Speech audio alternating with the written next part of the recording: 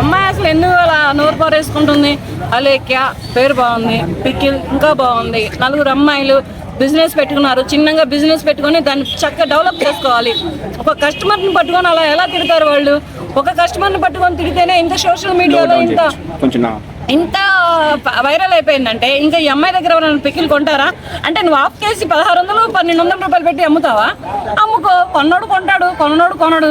అంతేగాని అంత మాత్రమే పట్టుకొని నువ్వు పెళ్ళం పిల్లల్ని ఏం పోషిస్తావు? బంగాళాలు ఏం కొంటావు? బంగారాలు ఏం కొంటావు? ఏమకున్నాయి ఆ బంగారాలు బంగారాలు ఉంటే పికిల్ అమ్ముకుంటారా? అమ్ముకునే గతేనా అది? అలానే అతని పర్సనల్ విషయాలు ఈ అమ్మాయికి ఎందుకు? ఈ అమ్మాయికి చాలా రాంగ్. అది నువ్వు పెట్టుకో, అది ఫస్ట్. అది అంత రేటు పెడితే ఎవరు కొనరు. ఏ పికిలైనా కానీ తక్కువ రేట్లో పెట్టుకుంటూ చిన్నగా డెవలప్ అవ్వాలి.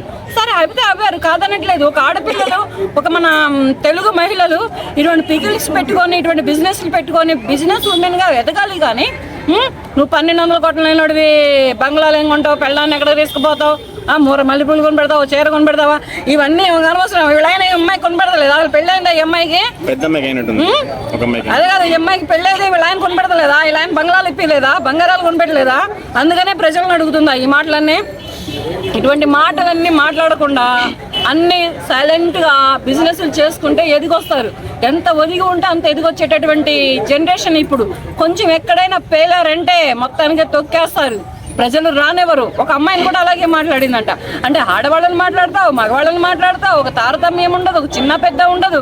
ఒక స్త్రీని కించపరిచి, ఒక మగవాడిని కించపరిచి ఇంకా నువ్వు ఏం పాంగు తిన్నావని, ఏం బిజినెస్ చేద్దాం అని చెప్పి ఇన్స్టాగ్రామ్ లో కూడా పొట్టి బట్టలు వేసుకుని ఎక్స్పోజ్ చేస్తూ దాన్ని ప్రమోషన్స్ చేసుకుంటుంది ఆ పచ్చళ్ళకి అనే ఒక టాపిక్ కూడా నడుస్తుంది. అవన్నీ నీ ఇష్టం. అటు పొట్టి బట్టలు వేసుకో, ఎదురుగా నలుగురు వచ్చి నీ డోర్ కొట్టి నేను స్మాష్ చేస్తారు, అయిపోద్ది పని. అట్లాంటి వాళ్ళనే చెయ్యాలి. అట్ట పొట్టి బట్టలు వేసుకొని, బ్రాలు వేసుకొని, ఇక్కడ వరకు డ్రాయర్లు వేసుకునే వాళ్ళనే చేయాలి.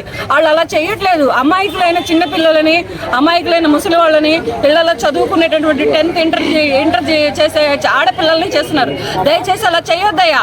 మీకు ఎవరి మీద ఉంటే వాళ్ళని వెళ్ళి చెయ్యండి, కాదని మేము చెప్పట్లేదు. కానీ అది చేసిన రాజుని కాళ్ళు చెయ్యి విరిచి బయటపడేస్తుంది గవర్నమెంట్. ఇది కూడా గుర్తుపెట్టుకోండి. ఇప్పుడు వాట్సాప్ వైరల్ కావడము జరిగినప్పటి నుంచి 3 days తర్వాత ఆమె సారీ చెప్పడం జరిగింది. ముందర నోరు జారడం ఎందుకు, తర్వాత సారీ చెప్పడం ఎందుకు? ఈ సారీలు గిరులు చల్లవు. ఫస్ట్ నోరు అదుపులో పెట్టుకుంటే బాగుంటది. ఈ సారీ ఇంకెవరు క్షమించరు. నువ్వు సారీలు చెప్పు, కోటి సారీలు చెప్పు, 1,00,000 సారీలు చెప్పు, ఎవరు క్షమించరు. ఫస్ట్ నువ్వు నోరు జారావు. ఎప్పటికైనా సరే ఎవరైనా సరే బిజినెస్ ఉమెన్సే కానీ, బిజినెస్ మ్యాన్సే కానీ ఎవరైనా ఒక బిజినెస్ లో పైకి రావాలి అంటే నోరు అదుపులో పెట్టుకొని ఒదిగి ఉంటే ఎంత ఎదిగిరమ్మంటే అంత ఎదిగి వస్తారు. అంతేగాని నువ్వు అవి కొనలేవా ఇవి కొనలేవా అని అడిగే రైట్స్ ఆ అమ్మాయికి లేవు. సో అంటే వాళ్ళ నాన్నగారు చనిపోయినప్పటి నుంచి ఆమె హెల్త్ కండిషన్ బాగాలేదు, మెంటల్ కండిషన్ బాగాలేదు, అందుకే అలా పిచ్చిగా మాట్లాడుతుంది. పికిల్ పెడతానికి మెంటల్ కండిషన్ బాగుందంటున్నా. అంటే తండ్రి చచ్చిపోరా? తండ్రులు ఎవరు చనిపోరా? తల్లి ఏమన్నా 6 ఏళ్ల పిల్లగాడా లేదా 18 ఏళ్ళ అమ్మాయి చనిపోవడానికి? తండ్రి వయసు అయిపోయింది, చనిపోయాడు.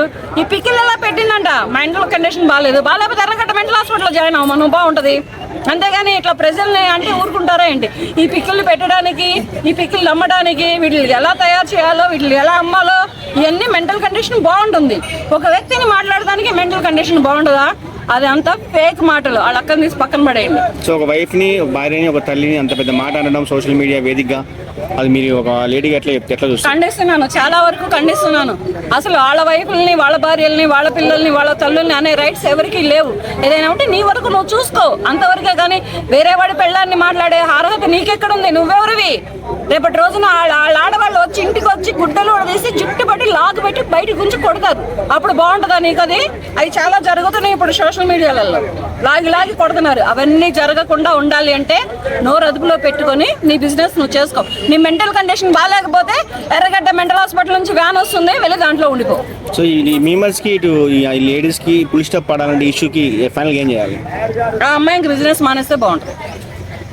ఆ అమ్మాయి అలేఖ్య పికిల్ అని పెట్టుకొని నోరు జారి టంగు స్లిప్ అయ్యి నోటికి వచ్చినట్టు మాట్లాడింది కదా. కొన్నాళ్ళ పాటు అమ్మాయి సైలెంట్గా ఉండి నోరుతోటి ఎట్లా మాట్లాడాలో నేర్చుకొని, కస్టమర్లతో ఎలా ప్రవర్తించాలో నేర్చుకొని తర్వాత ఇంకేదైనా బిజినెస్ పెట్టుకుంటే బాగుంటుంది. అంటే వాళ్ళ అక్కగారు ఏం చెప్తున్నారంటే అది వేరే వాళ్ళకి పంపించాల్సిన ఆడియో పొరపాటున మీకు వచ్చిందని చెప్పేసి కూడా వీడియో చేసి పెట్టింది. అట్లా వేరే వాళ్ళనే అట్టట్టు మాట్లాడతావా? వాళ్ళు కూడా మనిషే కదా, అతను కూడా జంటే కదా, ఆ అమ్మాయి కూడా లేడీయే కదా.